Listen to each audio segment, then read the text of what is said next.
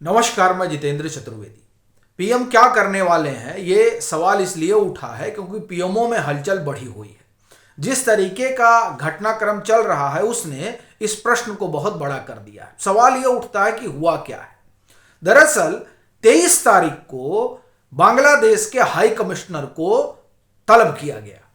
यह सप्ताह में दूसरी बार है जब बांग्लादेश के उच्चायुक्त को बुलाया जा रहा है। इसका मतलब यह हुआ कि बांग्लादेश के भीतर जो घटनाक्रम है वो परेशान कर रहा है भारत सरकार को।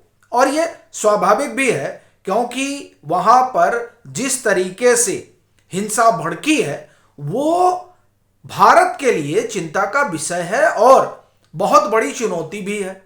उसकी सबसे बड़ी वजह यह है कि भारत जो है वो सबसे बड़ी सीमा अगर किसी से साझा करता है तो वो बांग्लादेश है।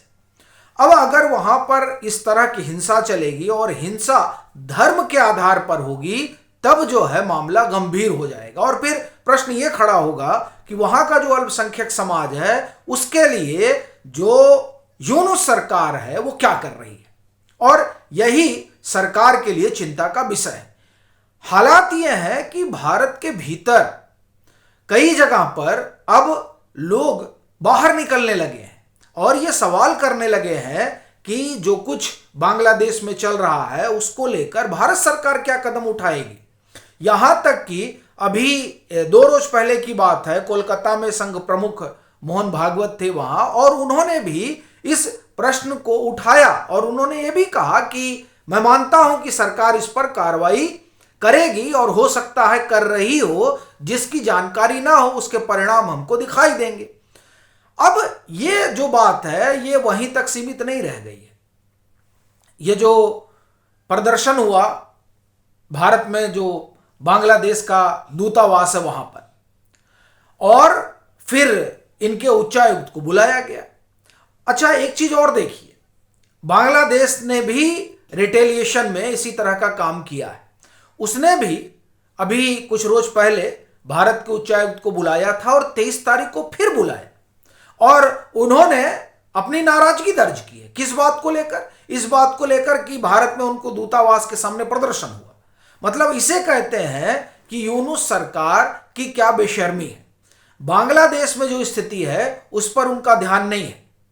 उनका ध्यान इस बात पर है कि जो कुछ वहां चल रहा है उसकी वजह से बाहर क्यों प्रदर्शन हो रहा है। तो खैर, ये जो बुलाया गया है हाई कमिश्नर को, बांग्लादेश ने बुलाया भारत ने बुलाया बांग्लादेश के हाई कमिश्नर को, इसका मतलब ये हो गया कि अब जो इनके परस्पर संबंध हैं वो रसातल में पहुंच चुके हैं, इसीलिए इस तरीके से बुलाया जा रहा है।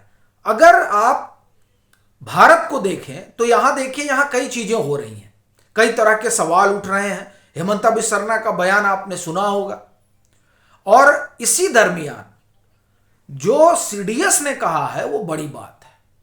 सीडीएस ने सीधे सीधे कहा है कि हम लंबी लड़ाई, माने शॉर्ट टर्म और लॉन्ग टर्म की जो लड़ाई है उसके लिए तैयार रहना चाहिए। 2 परमाणु संपन्न देशों से हम घिरे हुए हैं और हमारा लैंड डिस्प्यूट है। ये देखिए, ये सब चीजें यूं ही नहीं कही जा रही हैं। जाहिर सी चीज है कि पीएम की नजर इन चीजों पर बनी हुई है, पीएमओ की नजर बनी हुई है, और वो तमाम अपडेट ले रहे हैं। उसी अपडेट का ये नतीजा है कि जो सेनाएं हैं वो एक्टिव हैं। त्रिपुरा हो, मेघालय हो, असम, पश्चिम बंगाल, यहां तक कि जो सिलीगुड़ी कॉरिडोर है वहां पर भी एक्टिविटी बढ़ी हुई है। अब ये जो एक्टिविटी है वो एक्टिविटी अनायास तो नहीं है। जाहिर सी बात है कुछ है जो आकार ले रहा है। सबसे बड़ी चीज आप देखिए कि शेख हसीना लगातार बोल रही हैं, और मैं आपको याद दिलाऊं कि शेख हसीना खामोश रहें ये यूनुस सरकार की प्रायोरिटी है।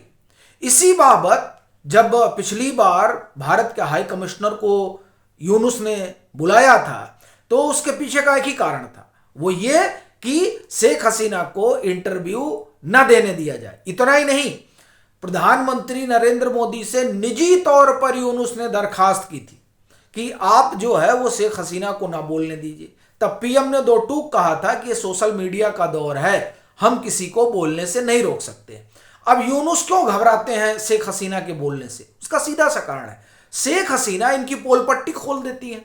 ये वो बताती हैं कि यूनुस क्या कर रहे हैं, और वो लगातार कह रही हैं कि यूनुस जो है वो बांग्लादेश को रसातल में ले जा रहे हैं। वो लगातार कह रही हैं कि वो बांग्लादेश का इस्तेमाल भारत के खिलाफ कर रहे हैं, और जो लोग करना चाहते हैं उनको करने दे रहे हैं।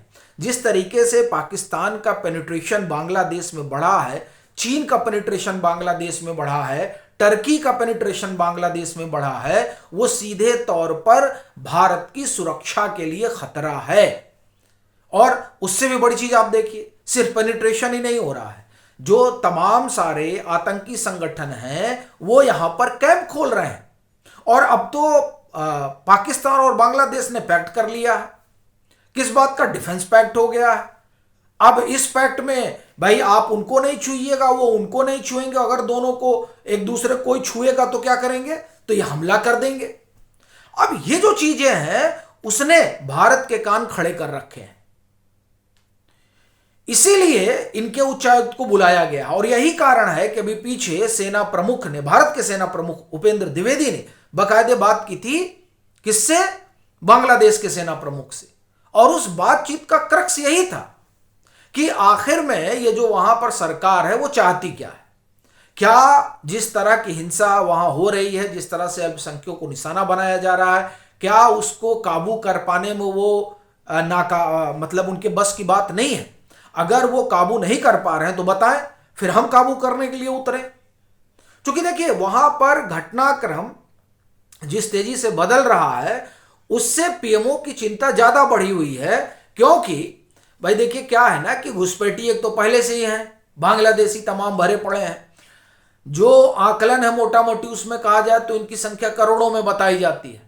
अब अभी फिर वहां पर ये सब चल रहा है तो स्वाभाविक सी बात है फिर ये देखिए भारत जो है वो हमारे यहाँ शरणार्थियों को लेकर कोई नियम कानून उस तरीके का है नहीं, और ना हम उस तरीके का हमने कोई बना रखा। हाँ, जो अल्पसंख्यक समाज है वहां का हिंदू, उसके लिए यहां पर व्यवस्था हो रखी है और उन्हीं का यहां स्वागत है, बाकी तो और किसी का होने से रहा। दूसरी चीज क्या है कि वहां पर हिंसा भड़केगी जो दिखाई दे रही है, और अभी जिस तरह से वहां पर इकलाब मंच ने बाकायदे अल्टीमेटम दिया है, उस अल्टीमेटम से भी यही लग रहा है कि आने वाले दिनों में देखिए यूनुस वहां कुछ कर नहीं पाएंगे, उनके बस का कुछ है नहीं। तो ऐसी परिस्थिति में वहां पर नए आप एक तरह से कहें कि हिंसा का दौर शुरू होगा, और वो जो दौर होगा उस दौर में संकट किसके लिए होगा? जो पड़ोस में है। पड़ोस में कौन है? भारत है। हमारी सीमा जो है त्रिपुरा से, इनकी सबसे लंबी सीमा तो त्रिपुरा से ही अगर आप नॉर्थ ईस्ट में देखें तो लग रही है तकरीबन 850 किलोमीटर त्रिपुरा। फिर उसके बाद में आप आइए मेघालय, मिजोरम, असम, पश्चिम बंगाल। तो यहां तो पूरा जो है इस तरह की जब परिस्थितियां होंगी तो क्या करेंगे? सब उधर से भागेंगे। ये जो है सबसे बड़ा संकट है जो मानवीय त्रासदी वहां पर उपजे हिंसा की वजह से पैदा होगी। इसने जो है पीएम को परेशान कर रखा है। और दूसरा, जिस तरह की वहां पर हिंसा चल रही है, ये तमाम चीजें जो है उसके कारण अभी देखिए क्या हो रहा है कि जब शेख हसीना थी तो इस तरह का डिप्लॉयमेंट जो है वो इस फ्रंटियर पर नहीं होता था। सिलीगुड़ी कॉरिडोर पर जिस तरीके से सेना तैनात कर दी गई है, उसके बाद में फिर आप देखिए मेघालय, मिजोरम, त्रिपुरा का तो हम लोगों ने बात की ही थी, बाकायदे डेक्कन हेराल्ड ने खबर की है कि किस तरह से वहां पर डिप्लॉयमेंट किया जा रहा है। मेघालय में डिप्लॉयमेंट चल रहा है, बीएसएफ बंकर वगैरह बना रही है। ये तमाम चीजें जो बांग्लादेश में परिस्थितियां हैं उसकी वजह से हो रही हैं कि भाई हमें इस जो सीमा है इस पर सजग रहना पड़ेगा। क्योंकि देखिए क्या है कि अब तो जो भारत की लड़ाई है वो सही मायने में 3.5 फ्रंट की हो गई। अरे बांग्लादेश, पाकिस्तान, चीन और आधे हमारे यहां देखिए कितने आराम से खामोश बैठे हुए हैं।